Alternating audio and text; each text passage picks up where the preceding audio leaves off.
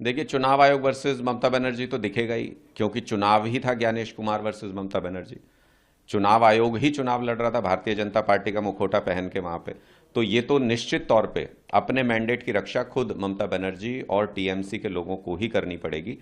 अलग अलग प्रदेशों के अंदर किस तरीके से इन्होंने वोटर लिस्ट के साथ छेड़छाड़, कैसे चुनाव प्रभावित करने की कोशिश, कैसे एजेंसियों का दुरुपयोग, कैसे ईवीएम के साथ छेड़छाड़ की कोशिश भारतीय जनता पार्टी करती है, ये किसी से छुपा नहीं है। इसलिए अगर अपने मैंडेट को बचाना है तो जो लड़ाई ममता बनर्जी लड़ रही है वो उनके लिए लड़ना जरूरी है।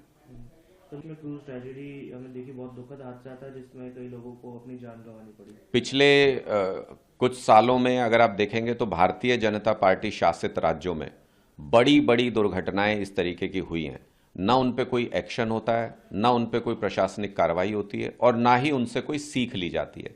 चाहे आप मध्य प्रदेश की बात कर लीजिए, चाहे हाल ही में उत्तर प्रदेश में भी ऐसा ही हादसा हुआ था, उससे पहले गुजरात में हादसा हुआ था बहुत बड़ा।